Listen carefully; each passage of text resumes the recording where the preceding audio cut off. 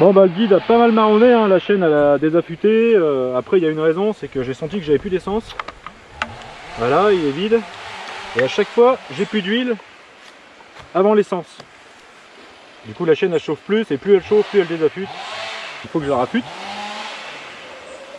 Ça va lui faire du bien. Je le règle au max quand même le débit d'huile. Dans les paupiers je le mets au minimum. On va d'abord mettre un petit coup sur les limiteurs.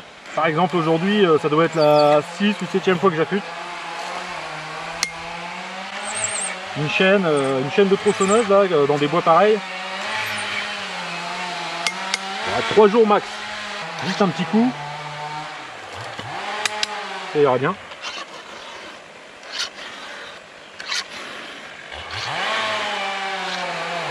Donc bah pour l'angle, bah on peut s'aider du petit bitonio là. Vous voyez quand on arrive au bout, paf. Ah bah coup de bol. J'affûte à peu près à cet angle là. C'est un coup de bol parce que je l'utilise jamais ça. En fait quand vous affûtez plusieurs fois par jour toute l'année, vous faites plus attention à l'angle, hein. C'est le coup de poignet en fait, c'est toujours le même.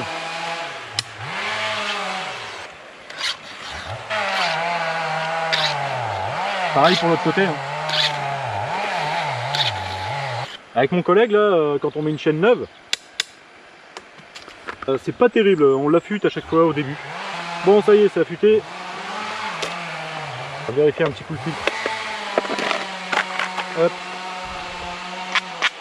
Oui, alors faire comme ça, ça évacue vite.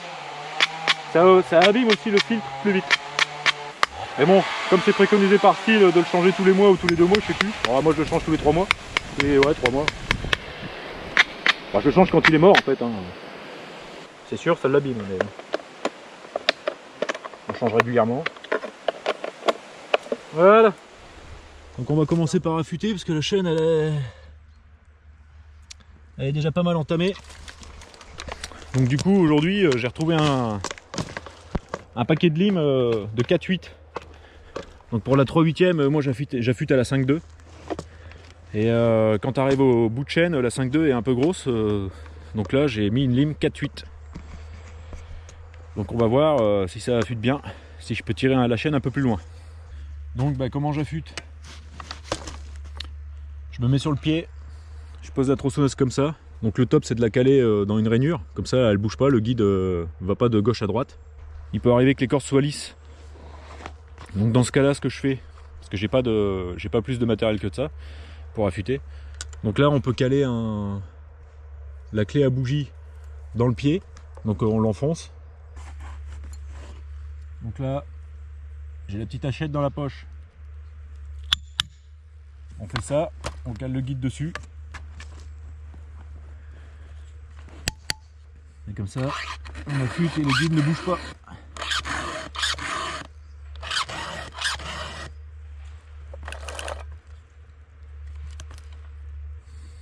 Voilà. Les 2 petits coups pour rafraîchir un peu la chaîne.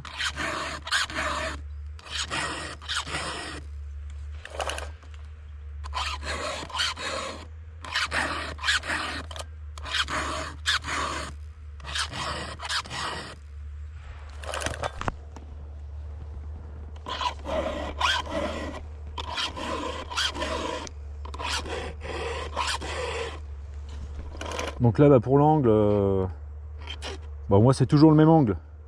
Donc du coup le coup de poignet je sais que c'est toujours le même, donc je vérifie pas. Mais là quand vous arrivez en bout comme ça, boum. Là on peut voir que le petit bitonio noir là en plastique, ça donne l'angle. Quand on arrive, paf, on est collé, on est parallèle au guide. Donc vous voyez c'est pas le même angle. Celui-là il est plus comme ça, je suis moins comme ça. Lui c'est plus comme ça, donc c'est pas le bon d'affûtage. Moi c'est celui-là. Donc j'arrive, bam, ça doit être 35 degrés à peu près que j'affûte, je pense. Ouais. Oui, donc c'est pas marqué dessus. Mais à mon avis, ça doit être 30 et 35 degrés, donc je dois affûter à 35 degrés à peu près.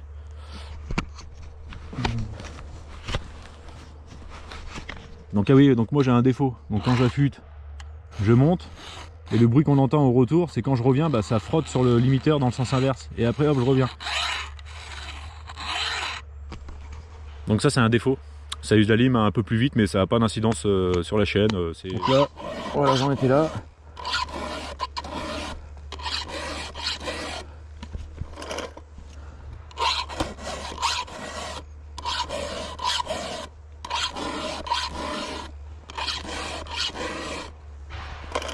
Bon, ce côté-là, il est bon. Bon oui, là j'ai pas compté parce que le fait que je filme, j'étais plus dedans. Donc quand j'affûte un côté, bon des fois ça se voit, on sait où il faut s'arrêter d'affûter pour éviter d'affûter 2 fois la même gouge. Moi je les compte, il y en a 18 de chaque côté pour un guide de 50 quoi. Et les limiteurs de profondeur, pareil, pour savoir où j'en suis, il y en a 36. Donc en fait quand j'affûte les limiteurs, je les compte et quand j'arrive à 36, je sais que c'est le dernier quoi, le 36. Donc voilà, bon allez, je vais affûter l'autre côté.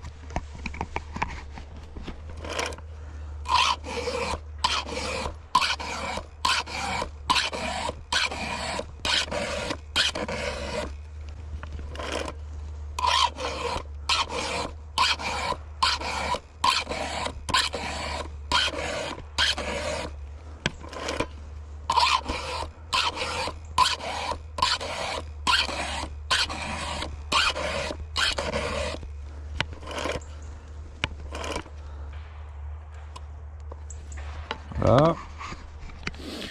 Donc bon, en général c'est mieux de faire les limiteurs avant parce que des fois quand vous faites le limiteur vous glissez et vous pouvez casser la pointe de la gouge. Si vous glissez de travers vous abîmez la pointe et vous venez de l'affûter quoi, c'est dommage. Donc c'est mieux de commencer avant. Bon là je vais le faire après.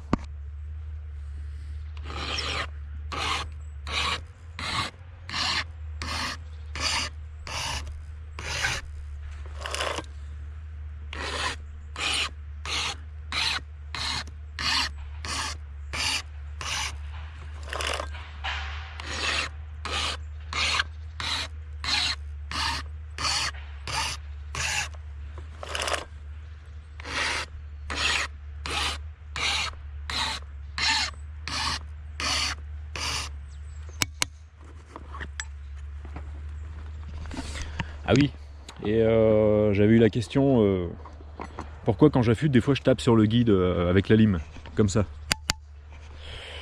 C'est un réflexe que j'ai pris au fur et à mesure que j'affûtais et en fait des fois la limaille peut rester collée sur la lime et puis ça la décolle un peu, ça en fait tomber, voilà, c'est tout. C'est pas obligatoire je pense, c'est un toc que j'ai pris. Donc et puis pour vérifier les limiteurs de profondeur, je fais ça avec la lime plate, j'ai pas de manche dessus. Donc là vous voyez je la cale comme ça. Et là on voit il y a à peu près 2 mm quoi. Dans le peuplier je mets peut-être 3. Mais là dans le chêne c'est un peu plus dur, je les descends pas trop. Pour éviter les rebonds quoi, les secousses et tout. Donc voilà, bon allez on va attaquer les pattes.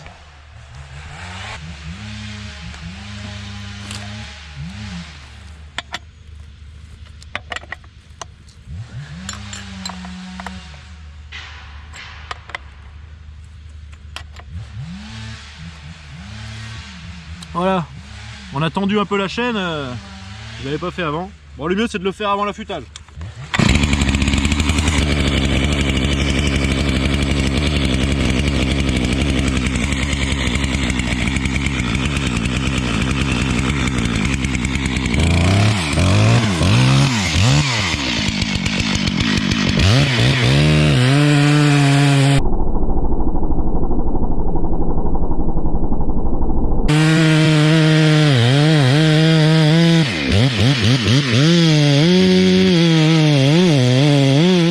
Voilà pour un affûtage sur la coupe. C'est pas scolaire, hein. C'est comment moi j'affûte, comment ça s'est fait au fur et à mesure du temps. Sur les chantiers, j'ai fait comme ça, et puis depuis ce jour, j'enchaîne comme ça. Ça marche très bien, moi ça me va. Voilà, allez, on se voit la prochaine.